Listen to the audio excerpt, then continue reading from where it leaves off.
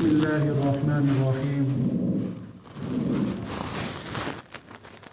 الحمد لله نحمده ونستعينه ونستغفره ونؤمن به ونتوكل عليه ونعوذ بالله من شرور أنفسنا ومن سيئات أعمالنا من يهده الله فلا مضل له ومن يضلله فلا هادي له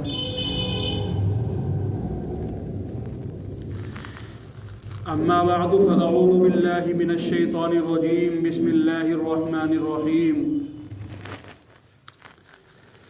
اليوم أكملت لكم دينكم وأتممت عليكم نعمتي ورضيت لكم الإسلام دينا. قال النبي صلى الله عليه وسلم إنه سيكون في أمتي كذابون ثلاثون كلهم يزعم أنه نبي الله وأنا خاتم النبيين لا نبي بعدي أو كما قال النبي صلى الله عليه وسلم. میرے محترم بزرگوں اور دینی بھائیوں، اللہ تبارک و تعالی نے ہم سب کو مسلمان بنایا ہے. یہ ہمارے لیے بڑی سعادت اور بڑی خوشبختی کی بات ہے. میرے بھائیوں، مسلمان ہی ہونا خود بہت بڑی فضیلت کی بات ہے، لیکن مسلمان بنانے کے ساتھ ساتھ اللہ تبارک و تعالی نے ہم سب کو سرور دو عالم صلی اللہ علیہ وسلم کی امت میں پیدا فرمایا، کیونکہ نبی کریم صلی اللہ علیہ وسلم کی ذات وہ ذات ہے کہ جو اس دنیا کے لیے سبب تخلیق ہے، اور اللہ تعالیٰ نے اس دنیا کو بنایا ہی نبی کریم صلی اللہ علیہ وسلم کی وجہ سے. میرے بھائیوں، دو لفظ بولے جاتے ہیں، ایک لفظ نبی ہے، ایک لفظ رسول ہے. ہمیں سمجھنے کی ضرورت ہے کہ نبی اور رسول میں کیا فرق ہے. تو خوب اچھی طرح سمجھ لینا چاہیے کہ رسول وہ مقدس ذات ہے کہ جس کو اللہ تبارک و تعالیٰ کوئی نئی شریعت دے کر انسانوں کے پاس بھیجتا ہے، اور نبی وہ پاکیزہ اور مقدس ذات ہے جس کو نئی شریعت دے کر تو نہیں بھیجا جاتا ہے، البتہ جو پہلے نبی ہیں، ان سے پچھلے نبی ہیں، ان کی جو شریعت ہے، ان کی جو تعلیمات ہے، ان تعلیمات کو واضح کرنے کے لیے، ان تعلیمات کی وضاحت کے لیے، ان تعلیمات کی تکمیل کے لیے جس شخص کو بھیجا جاتا ہے اس شخص کو نبی کہتے ہیں. لیکن نبی کریم صلی اللہ علیہ وسلم کے لیے بڑی اعزاز کی یہ بات ہے کہ اللہ تعالیٰ نے رسول اللہ صلی اللہ علیہ وسلم کو ایک وقت میں نبی بھی بنایا ہے، رسول بھی بنایا ہے، اور یہ نبوت کا سلسلہ رسول اللہ صلی اللہ علیہ وسلم تک آ کر ختم ہو گیا ہے. اب نبی کریم صلی اللہ علیہ وسلم کے بعد دنیا میں کوئی نبی نہیں آنے والا ہے. قرآن کریم میں اللہ تعالیٰ نے خود فرمایا ہے الیوم اکملت لکم دینکم واتممت علیکم، کہ ہم نے آج دین کو کامل و مکمل کر دیا. پہلے امتوں کے اندر رسولوں کو بھیجا جاتا تھا، نبیوں کو بھیجا جاتا تھا. کیوں؟ اس لیے کہ ابھی تک دین کی تکمیل نہیں ہوئی تھی. لیکن رسول اللہ صلی اللہ علیہ وسلم کی دنیا میں آنے کے بعد دین کی بھی تکمیل ہو گئی. اب کسی دین کی نہ کوئی نیا دین آنے والا ہے، نہ کوئی نئی شریعت آنے والی ہے، بلکہ جو دین نبی کریم صلی اللہ علیہ وسلم ہمارے پاس لے کر آئے ہیں، قیامت تک اسی پر ہی عمل ہم سب کو کرنا ہے. میرے بھائیوں، اللہ تعالیٰ نے ہم سب کو مسلمان بنایا ہے، یہ تو ہمارے لیے بڑے فخر کی بات. لیکن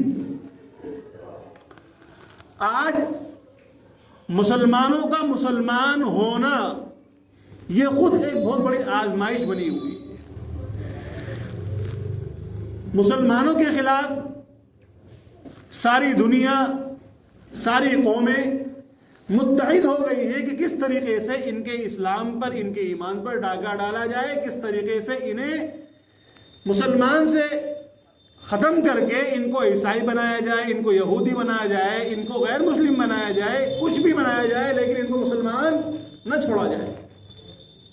اور یہ لڑائی صرف اس وجہ سے ہے کہ ہم نے اللہ تبارک و تعالیٰ کا کلمہ پڑھا ہے، اللہ تعالیٰ کو ہم ایک مانتے ہیں، دوسروں کی طرح ہم اللہ تعالیٰ کے ساتھ کسی دوسرے کو شریک نہیں کرتے، رسول اللہ صلی اللہ علیہ وسلم کو ہم آخری نبی مانتے ہیں، ہم رسول اللہ صلی اللہ علیہ وسلم کے بعد کوئی کتنا ہی برگزیدہ، کتنا ہی معزز، کتنا ہی مقدس شخص نبوت کا دعویٰ کیوں نہ کرے، ہم اس کو جھوٹا مانتے ہیں، اس کو کذاب مانتے ہیں، اس کو لعنتی مانتے ہیں، لیکن ہم اس کو نبی نہیں مانتے۔ آج پوری انسانیت کے اندر ایک عجیب کشمکش چلی ہوئی ہے، ایک عجیب قسم کی حیران و پریشانی ہے۔ ہر کسی کا ہدف مسلمانی بنا ہوا ہے کہ کس طریقے سے انہیں ان کے ایمان سے محروم کیا جائے، لیکن یہ ہم اپنی محرومی کہیں، بدقسمتی کہیں، کچھ بھی کہیں، کہ ہم ساری امت، ساری قومیں، پوری انسانیت مسلمانوں کے خلاف متحد ہو گئی ہے کہ کس طریقے سے ان کو اسلام اور ایمان سے محروم کیا جائے، لیکن ہم آج بھی فرقوں میں بٹے ہوئے ہیں۔ وہ سب ہمارے خلاف متحد ہیں، لیکن ہم نے اپنے اندر خود اختلاف پیدا کر رکھا ہے۔ جو ہمارے بنیادی عقائد ہیں، ان عقیدوں میں سے اگر ہم کسی عقیدے کا انکار کر دیں تو ہم مسلمان باقی نہیں رہتے، ہم مومن باقی نہیں رہتے، بلکہ دائرہ اسلام سے ہم خارج ہو جاتے ہیں۔ ہمیں افسوس کی بات یہ ہے کہ ہمیں ان عقیدوں کے بارے میں بھی کچھ پتہ نہیں ہے کہ وہ عقیدے کیا ہیں، کن عقیدوں کی وجہ سے ہم مسلمان ہیں اور کن عقیدوں کے انکار کی وجہ سے مسلمان نہیں رہیں گے، ہمیں ان عقیدوں کے بارے میں بھی کچھ معلومات نہیں۔ اسی وجہ سے ہمارے جو سادے مسلمان ہوتے ہیں، ابھی جتنے بھی فرقے ہیں، یہ کسی عالم پر ہاتھ نہیں ڈالتے، یہ کسی مولوی پر ہاتھ نہیں ڈالتے، بلکہ یہ ایسے عام انسان کو پکڑتے ہیں جو اپنے دین اور اپنے اسلام کے بارے میں کچھ معلومات نہیں رکھتا، اس کو پکڑتے ہیں، اپنے عقائد اس کے سامنے بیان کرتے ہیں، مسلمانوں کے جو عقائد ہیں ان کی کمزوری بیان کرتے ہیں، اور اس طریقے سے اس کو لپک لیتے ہیں۔ تو ہمیں یہ سمجھنے کی ضرورت ہے کہ ہمارے پاس جو سب سے قیمتی چیز ایمان ہے، ہم اس کو کس طریقے سے محفوظ رکھ سکتے ہیں، ہم اپنے بچوں کو کس طریقے سے مسلمان باقی رکھ سکتے ہیں، ہم خود کیسے مسلمان باقی رہ سکتے ہیں۔ میرے بھائیو، سمجھنے کی ضرورت ہے کہ وہ عقائد کیا ہیں، کہ اگر ہم ان عقائد کا انکار کر دیں تو ہم مسلمان نہیں رہیں گے۔ ان عقائد میں ذرہ برابر اگر ہمیں شکوک و شبہات پیدا ہو گئے تو ہم مسلمان باقی نہیں رہیں گے۔ تو سمجھ لینا چاہیے کہ عقائد دو طرح کے، اسلام 5 چیزوں کا نام ہے، عقائد ہیں، اعمال ہیں، معاشرت ہے، لیکن ان سب میں سب سے زیادہ اہم چیز جو ہے وہ عقائد ہے۔ کیوں؟ اگر ہمارے اعمال کے اندر کوئی غلطی ہوگی تو اس غلطی کے باوجود ہم مسلمان باقی رہیں گے، اگر ہمارے معاملات شریعت و سنت کے مطابق نہیں ہوں گے اس کے باوجود ہم مسلمان باقی رہیں گے، اگر ہماری معاشرت شریعت و سنت کے مطابق نہیں ہوگی ہم اس کے باوجود مسلمان رہیں گے۔ لیکن اگر ہمارے عقائد کے اندر ذرہ برابر کوئی جھول پیدا ہو گیا، کوئی شکوک و شبہات پیدا ہو گئے، اور ہم نے ایک بھی عقیدے کا اگر انکار کر دیا تو ہم دائرہ اسلام سے خارج ہو جائیں گے اور ہم مسلمان باقی نہیں رہیں گے۔ تو کیا سمجھ میں آیا؟ سب سے اہم چیز جو ہے وہ عقائد ہے۔ عقائد سے زیادہ اہم چیز کوئی چیز نہیں، کیونکہ عام طور سے آدمی جو غلطی کرتا ہے 2 طرح کی غلطی کرتا ہے، ایک غلطی عملی غلطی ہوتی ہے، ایک غلطی فکری غلطی ہوتی ہے۔ عملی غلطی کا مطلب یہ ہے کہ ایک آدمی یہ تو مانتا ہے کہ نماز مسلمانوں پر فرض ہے، مانتا ہے، لیکن نماز پڑھتا نہیں ہے، تو ایسا شخص نماز نہ پڑھنے کی وجہ سے گنہگار تو ہوگا لیکن مسلمان باقی رہے گا۔ لیکن اگر کوئی شخص سرے سے یہ کہہ دے کہ میں نماز ہی کو نہیں مانتا تو ایسا شخص میرے بھائی مسلمان نہیں رہے گا، وہ دائرہ اسلام سے فوراً خارج ہو جائے گا۔ تو فکری غلطی جو ہے وہ عملی غلطی سے بہت زیادہ خطرناک ہے۔ اور جتنے بھی آج مسلمانوں کے اوپر حملے ہو رہے ہیں، جتنے بھی فرق باطلہ ہیں، ان کو لپکنا چاہتے ہیں، ان کو دائرہ اسلام سے نکالنا چاہتے ہیں، ان سب کے حملے عملی غلطی پر نہیں ہیں۔ وہ ایسے بندے کو چھیڑیں گے ہی نہیں، وہ یہ تم سے کہیں گے نہیں کہ تم نماز مت پڑھو، وہ تو ڈائریکٹ تم سے نماز کے انکار کرائیں گے، نماز کے انکار کرو۔ وہ یہ نہیں کہیں گے کہ نماز مت پڑھو، کیونکہ وہ تو انہیں پتا ہے نماز تو پہلے سے نہیں پڑھتا، تو نماز پہلے سے نہیں پڑھتا تو کیا ضرورت ہے کہنے کی۔ وہ یہ کہیں گے کہ نماز کا انکار کرو، کیوں؟ نماز کے انکار کرو گے تو کافر ہوگے۔ تو بھائی میرے بھائیوں سمجھ لینا چاہیے، اسلام کے جو بنیادی عقائد ہیں وہ 3 عقیدے ہیں۔ 3 عقیدے ایسے ہیں کہ اگر ان کے اندر ذرہ برابر بھی جھول پیدا ہو گیا تو آدمی مسلمان باقی نہیں رہے گا۔ نمبر 1 توحید، پہلا عقیدہ کیا ہے بتاؤ؟ پہلا عقیدہ کیا ہے؟ توحید۔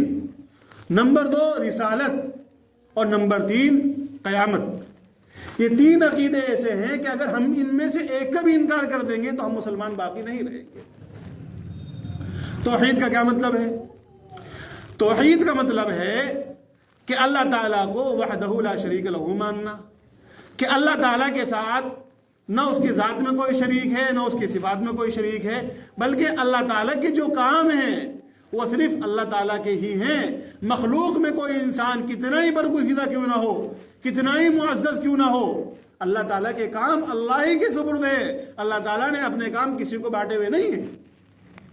میرے بھائیوں، اس امت کے اندر سب سے معزز ترین فرد، سب سے زیادہ برگزیدہ بندہ اگر کوئی ہے وہ سرور دو عالم صلی اللہ علیہ وسلم ہے۔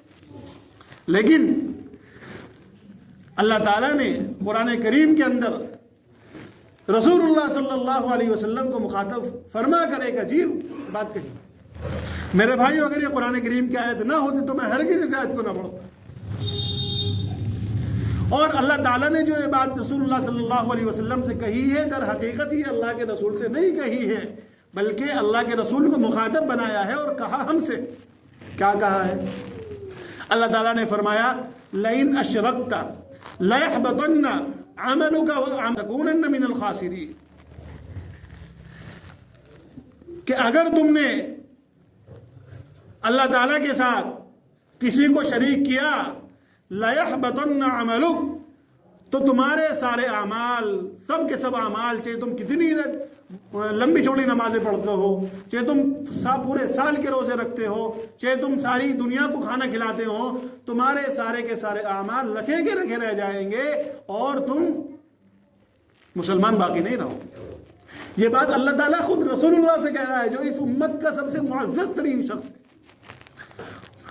نعوذ باللہ، اللہ کے رسول صلی اللہ علیہ وسلم نہ اللہ کے ساتھ کسی کو شریک کریں گے، نہ آپ سے اس طرح کا اللہ تعالیٰ کو کوئی خوف ہے، بلکہ اللہ تعالیٰ یہ بات انہیں مخاطب بنا کر ہمیں سمجھانا چاہتا ہے کہ اگر تم نے اللہ تعالیٰ کے ساتھ کسی کو شریک کر لیا، تم کتنے ہی زیادہ مصلے گھس دو، کتنی لمبی لمبی نمازیں کیوں نہ پڑھ لو، تمہارے اعمال کسی کام کے نہیں۔ تو کیا پتہ لگا؟ اللہ تعالیٰ کی ذات کو وحدہ لا شریک لہ ماننا یہ ہمارے اوپر انتہائی ضروری ہے، اتنا ضروری ہے اگر نہیں مانیں گے تو دار اسلام سے ہم خارج ہو جائیں گے۔ میرے بھائیوں، دوسرا ہے رسالت۔ رسالت کے اندر 2 باتیں ہیں۔ نمبر 1 رسول اللہ صلی اللہ علیہ وسلم کو اللہ تعالیٰ کا سچا نبی ماننا، اور دوسرا عقیدہ ہے اللہ کے رسول صلی اللہ علیہ وسلم کو اللہ تعالیٰ کا آخری نبی ماننا۔ سچا نبی نہیں مانیں گے تو دائرہ اسلام سے خارج ہو جائیں گے، آخری نبی نہیں مانیں گے تو دائرہ اسلام سے خارج ہو جائیں گے۔ دونوں عقیدوں کو ماننا ہمارے اوپر ضروری ہے۔ اور تیسرا عقیدہ قیامت کا ہے۔ اللہ تعالی ہم سب کو عمل کی توفیق عطا فرمائے۔ وآخر دعوانا الحمدللہ رب العالمین۔ جن لوگوں نے سنتیں نہیں پڑھی سنت